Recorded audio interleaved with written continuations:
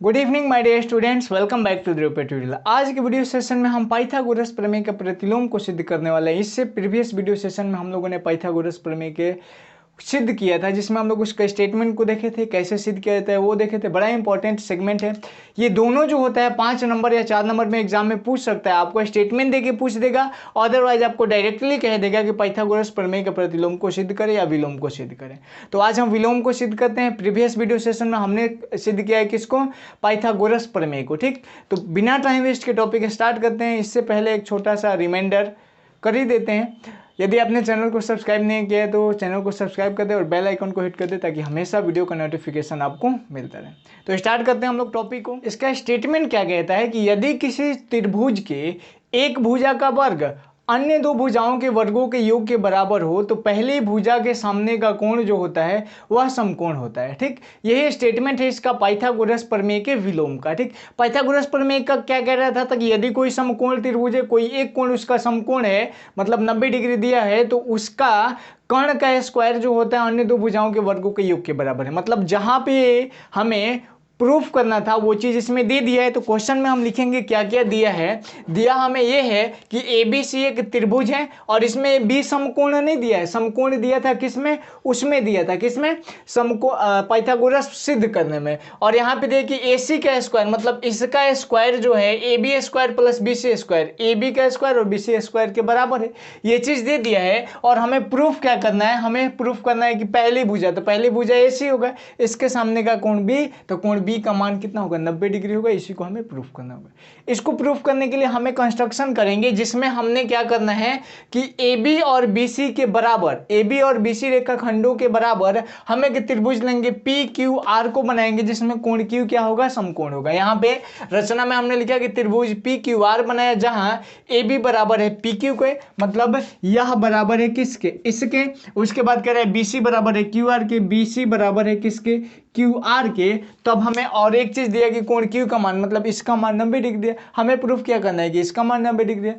कोई भी तरीका करके यदि हम प्रूफ कर दे कि ये दोनों ट्रायंगल जो है आपस में सर्वांगसम है, सर्वांगसम हो, समरूप नहीं, सर्वांगसम है, तो दोनों त्रिभुज आपस में क्या हो जाएंगे? सर्वांगसम। जब सर्वांगसम हो जाएगा तो जितना कोणीय उतना कोणीय हो जाएगा। तो हम इसको सर्वांगसम करने की कोशिश करते हैं। प्रमाण में आप क्या करोगे? लिखोगे त्रिभुज ए बी सी में, त्रिभुज ए बी सी में हमें क्या चीज दिया है? तो दिया है कि ए सी का स्क्वायर बराबर ए बी का स्क्वायर और प्लस बी सी का स्क्वायर। इसको आप समीकरण 1 मान लोगे। ये चीज कहाँ से मिला हमें? तो दिया है, या हमें क्या किया है छोटू? दिया है, यहाँ पे दिया है ना। दूसरी दफा आप क्या करोगे? दूसरा बार आप त्रिभुज लोगों किसको? त्रिभुज पी क्यू आर में। अच्छा ये बताइए, त्रिभुज पी क्यू आर में, त्रिभुज पी क्यू आर दिया, कोण क्यू का मान 90 डिग्री दिया है, दैट मीन्स यह है कि समकोण त्रिभुज है। और समकोण त्रिभुज के कर्ण का वर्ग, मतलब पी आर का स्क्वायर, पी आर का स्क्वायर बराबर पी क्यू का स्क्वायर और प्लस क्यू आर का स्क्वायर। और यह चीज कहाँ से है? तो पाइथागोरस प्रमेय से। पाइथागोरस प्रमेय कल के वीडियो सेशन में हमने प्रूफ किया था, उसके सारी चीज़ों के बारे में हमने कल के वीडियो सेशन में देखा था। यदि आप नहीं देखे हो तो आई बटन पे क्लिक करके देख लेना। ठीक, यहाँ पे लिखोगे पाइथागोरस प्रमेय से। अब हम क्या करेंगे? हमने क्या कर दिया कि पाइथागोरस प्रमेय लगा दिए किस में? त्रिभुज पी क्यू आर में। क्योंकि पाइथागोरस प्रमेय कहता है कि अगर किसी त्रिभुज में एक कोण समकोण है तो इसके कर्ण का स्क्वायर, मतलब पी आर का स्क्वायर, अन्य दो भुजाओं के वर्गों का योग, मतलब पी क्यू का स्क्वायर प्लस क्यू आर के स्क्वायर के बराबर हो जाएगा। डन। अब यहां से आप क्या करोगे? पी आर जैसे है वैसे रहने दीजिए। पी आर का स्क्वायर बराबर जहां जहां पी क्यू है वहां पे हम ए बी कर सकते हैं, क्योंकि हमें दिया है कि ए बी बराबर है किसके? पी क्यू के। तो यहाँ पे हम लिख देंगे ए बी का स्क्वायर और प्लस क्यू आर बराबर है किसके? बी सी के। तो यहाँ पे हम लिख देंगे बी सी का स्क्वायर। ये चीज़ कहाँ से है? तो लिखेंगे रचना से। और रचना में क्या है? रचना से, चूंकि क्या है रचना में कि ए बी बराबर है किसके छोटू? पी क्यू के, और बी सी बराबर है क्यू आर के। बहुत सारे बच्चे ऐसे पूछते हैं कि सर ये क्वेश्चन में लिखना जरूरी है। बिल्कुल जरूरी है, क्योंकि अगर आप क्वेश्चन में नहीं लिखोगे तो एग्जामिनर को पता ही नहीं चलेगा कि आपने स्टेटमेंट कैसे लिख दिया, आपने कैसे बढ़ा रहे हैं, ये पता नहीं चलेगा। और आप इसको कर लीजिए समीकरण 2।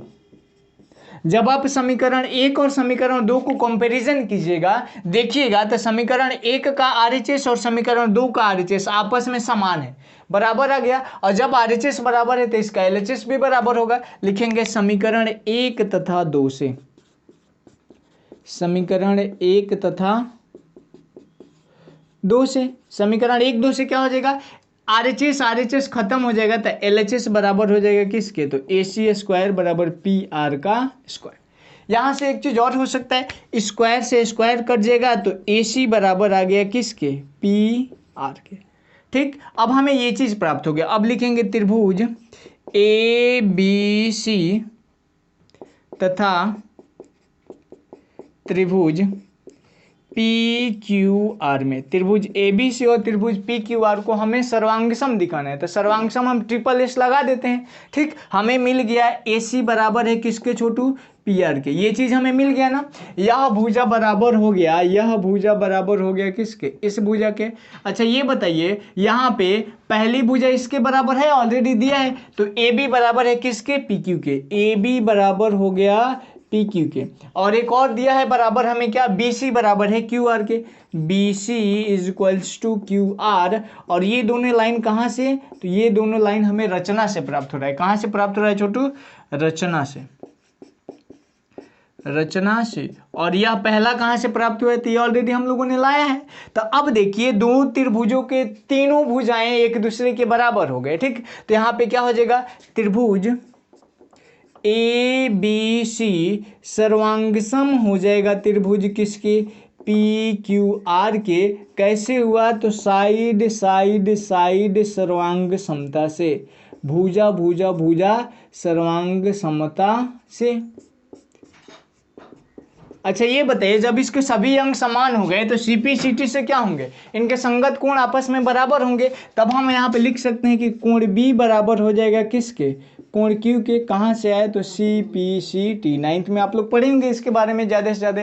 अब देखिए कोण B का मान हमारे पास कितना दिया है, कोण B का मान तो हमें निकालना ही है, प्रूफ ही करना है। ठीक, सॉरी कोण B का मान हमें सिद्ध करना है यहाँ पे, B का मान। लेकिन कोण Q का मान दिया है 90 डिग्री, तो यहाँ पे कोण B बराबर हम कर देंगे, कोण Q का मान कितना है, 90 डिग्री। देखिए तो कोण B बराबर 90 डिग्री, और यही तो हमें साबित करना था।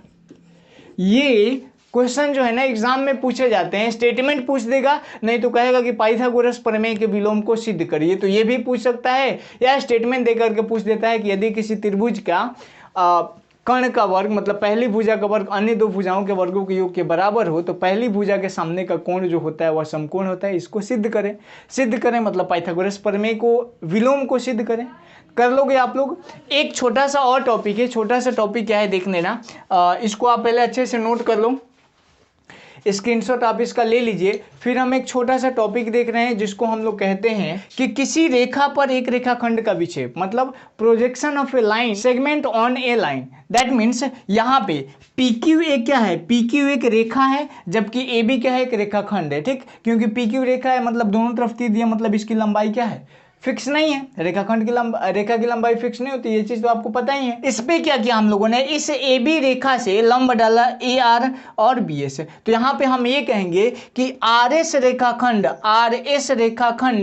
AB का रेखा PQ पर क्या कहलाएगा, विक्षेप कहलाएगा। इसी को प्रोजेक्शन, विक्षेप को अंग्रेजी में प्रोजेक्शन कहा जाता है। तो ये छोटा सा एक थ्योरम था जिसको आपको, मतलब ये तो पाइथागोरस प्रमेय का प्रतिलोम है, लेकिन यह एक थ्योरी है जिसका यूज हम लोग क्वेश्चंस बनाते वक्त करेंगे, तो वहाँ पे आपको ज़्यादा से ज़्यादा चीज़ें समझ में आएगी। तो इतना तक में कोई आपको दिक्कत नहीं होनी चाहिए। अगर फिर भी आपको कोई दुख तकलीफ है, कोई दिक्कत है, कोई चीज़ आपको समझ में नहीं आ रहा है, तो आप इसी वीडियो के कमेंट जो बॉक्स में अपना महत्वपूर्ण प्रॉब्लम को जरूर लिखो, इसको नेक्स्ट वीडियो सेशन में हम डील कर लेंगे। मिलते हैं नेक्स्ट एपिसोड में, तब तक के लिए बाय बाय, टेक केयर। और नेक्स्ट एपिसोड में हम लोग एक्सरसाइज 6.5 को स्टार्ट करने वाले हैं।